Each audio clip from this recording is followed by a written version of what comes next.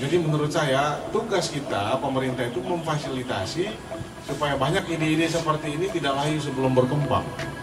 Kalau tidak ada izinnya, mestinya kita yang urus izinnya kepada BP POM yang proaktif nyari bakat-bakat begini itu, bukan suruh mereka ngurus izin. Nah kan sekarang ini susahnya banyak pejabat kita duduk di kantor, datang dulu harus ada, nggak boleh lagi. Supaya orang seperti Mbak Iwin ini tuh, dan di NTB ini banyak yang kayak begini. Mungkin antara 100 yang begini nih, yang tertangkap itu dosa besar. Oleh karena itu berikan tepuk tangan yang hebat buat Mbak Iwin. Kita sangat bangga pada Ibu. Mudah-mudahan Ibu kalau masih juga. Itu saja ya. Kamu asli orang Lombok Utara? Enggak, dari Cermen. Jadi hati-hati itu. Nah, jadi oke. Terus dari sabun ke yang lain gimana ceritanya? Apa yang menyebabkan Anda kemudian ada diversifikasi ke produk yang lain? Itu awal tahun 2020 kan COVID nih. Kami tidak bisa jual sunscreen. Izin waktu itu 2019 mengurus perizinan, izinnya belum kelar COVID. Jadi kami juga tidak bisa jual walaupun sebelumnya jualannya ilegal. Maafkan Ibu BPOM. Gak apa-apa, di negara berkembang itu ilegal biasa.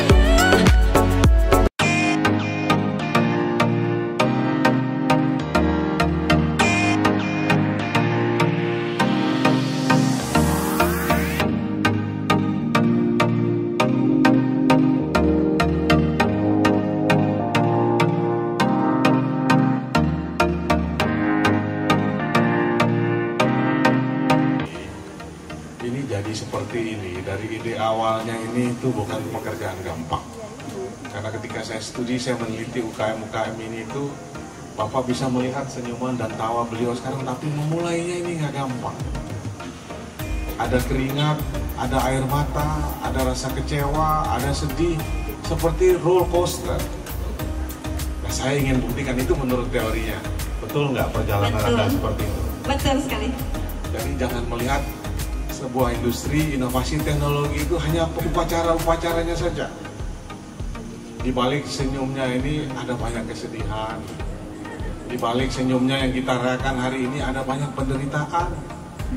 Di balik senyum dan produk yang dihasilkan di sini tuh banyak hutang, banyak air mata, banyak cacian. Nah, saya ingin sampaikan bahwa jangan menilai pas seremoninya saja. Kita mau semua UKM yang ada di sini itu menceritakan, kampus-kampus itu menulis detail proses ini menjadi sabun. Tapi sekali dia sampai pada masterpiece seperti ini, saya tidak heran, bukan hanya 87, ini akan bergulir, bergelinting seperti snowball, unstoppable. Nah oleh karena itu sekarang saya punya nasihat, kalau sudah jadi pengusaha kayak begini, jangan tertarik jadi caleg. Nggak boleh saya larang ya, karena kita orang Melayu ini baru ada duit sedikit, ya baru ada perusahaan dikit, ingin jadi caleg, apalagi jadi wakil bupati. Nah saya mau dengar ini, benar nggak saya mengatakan bahwa proses produk yang pertama apa? Yang pertama itu sabun, terus sunscreen. Nah ini sabun dari 1 sampai 87 merek itu nanti pasti ada kaitannya, teknologinya apa, akhirnya nanti semuanya ternyata dia bisa bikin.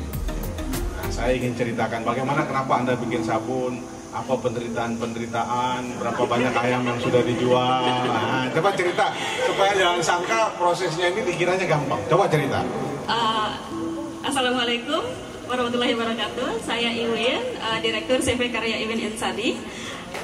Saya mulai buat sabun itu karena insomnia awalnya itu tahun 2017. Jadi udah ke psikologis ke sana kemari. Berarti salah satu trigger untuk inovasi itu adalah insomnia. Cerita. Psikologisnya nyaranin harus capek badan dan pikiran setiap malam. Saya coba banyak hal, salah satunya nyantol itu sabun. Saya buat sabun, terus mulai masukin ke hotel-hotel. 2018 saya mulai inovasi untuk sunscreen karena ada sabun ini bahan bakunya dari mana? Dari Lombok Utara. Ini pakai minyak kelapa dari Lombok Utara sama beeswax dari Sumbawa sama minyak tengkawang. Dari sini semua ada. Iya. Keahliannya Anda dapat dari mana? Apa Google. ikut kursus Google? Nah, berarti metode pembelajaran sekarang adalah akses pada internet. Penting Google. Jadi riset dan penelitian itu nggak harus pakai lab-lab, Pak. Jadi Berinda itu nanti nggak perlu harus pakai lab, harus doktor, profesor, enggak. Kamu S1, S2, S3? S1. Cukup S1 dengan Google bisa bikin sabun.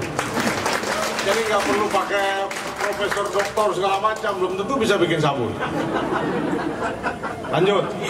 Terus tahun 2018 kami ada isu di Hawaii itu terjadi pencemaran besar-besaran di lautan mereka karena sunscreen. Kamu backgroundnya apa sih S1-nya? Bahasa Inggris. Good. Terus You explain in English. Alright. In 2019, I read in a journal saying like in Hawaii there is a huge amount of chemical sunscreen in their sea, which is contaminating the corals, and that suffocates the corals, and the corals become coral bleaching and die. While we know corals grow only 1 centimeter a year.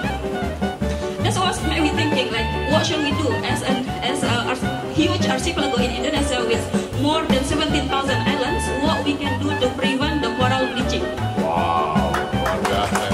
Bisa dapat Nobel nih kita. Kamu asli orang Lombok Utara? Enggak, dari Pesantren. Udah kayak orang Hawaii itu gitu ya. Iya.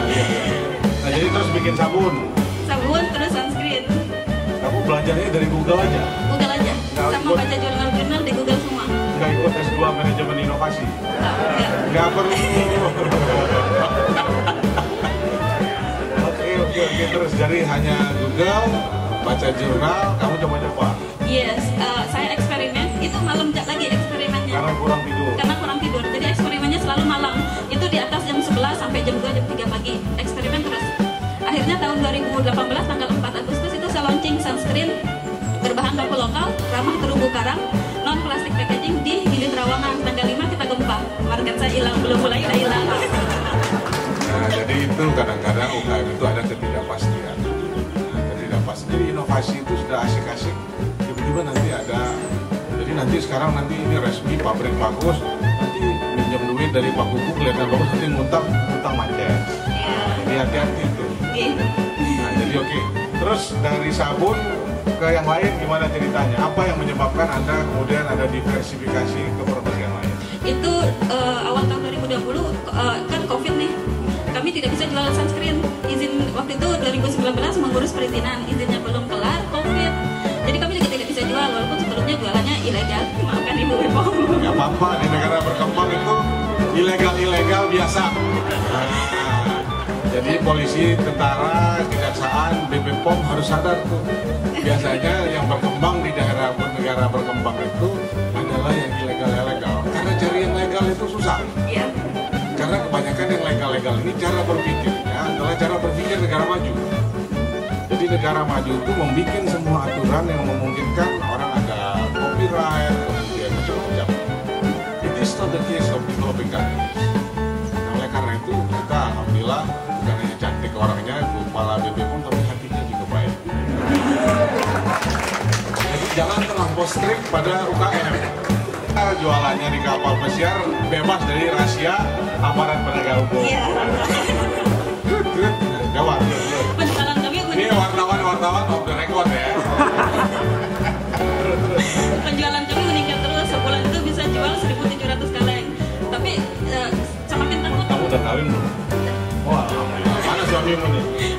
Lagi di Hong Kong. Kamu di Hong Kong. Jadi itu luar biasa. Kerja di sini. Terus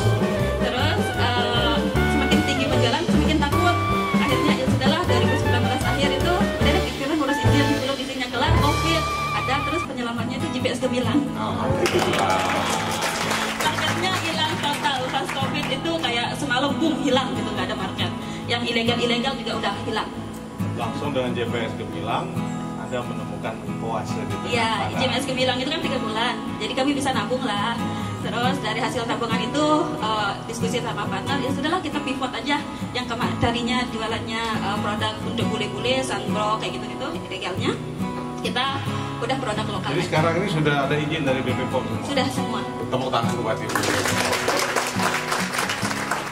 Ada kerjasama sama Unram? Ada untuk riset. Sama kamu Muhammadiyah. Muhammadiyah. Nah, jadi pengusaha, jadi agent of technological innovation itu it's a company, entrepreneur.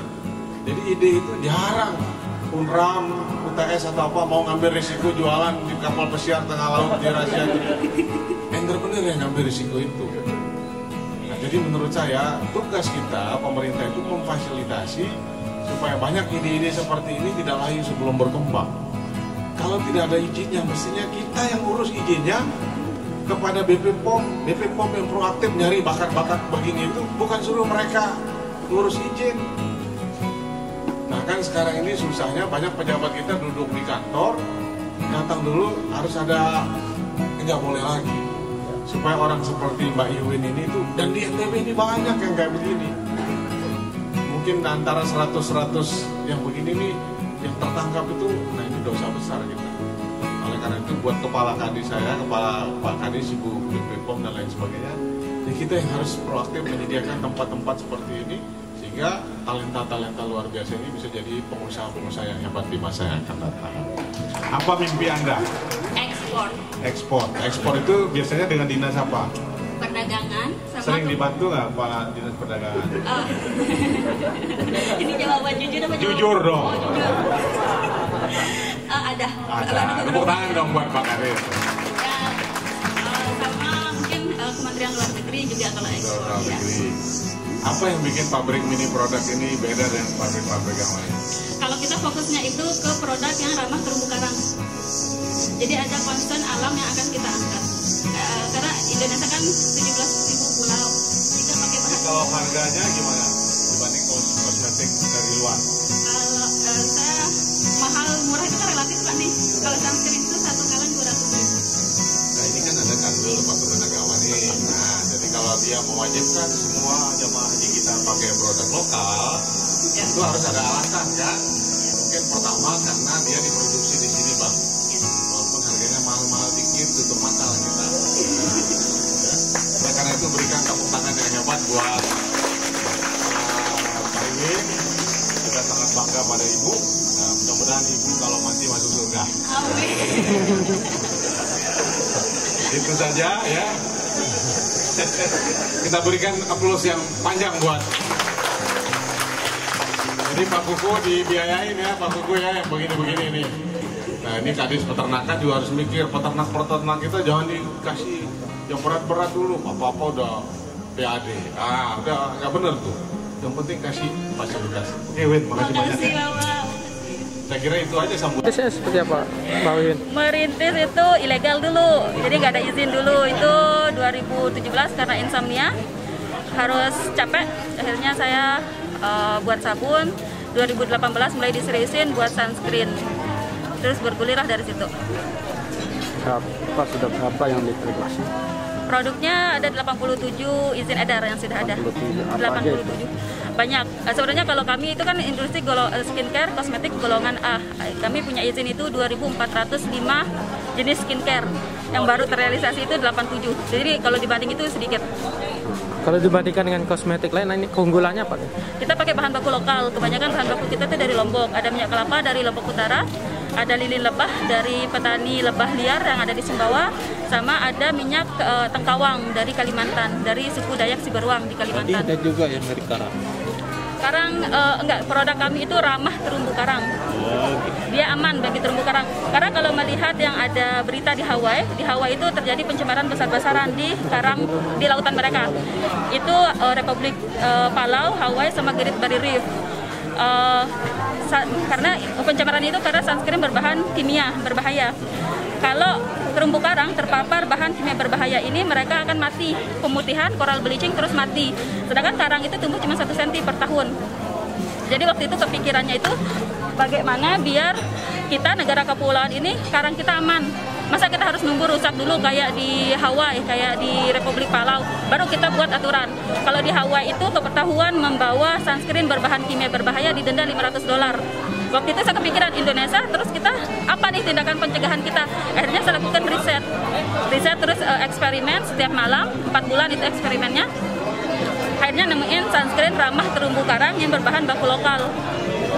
Ini sudah berapa jenis sudah ini? Apanya? Produknya? Produk. 87 jenis. Omsetnya sekarang udah berapa? Oh, omset ya? Nggak banyak sih omset kami. Berapa? Segitu dah. Segitunya berapa?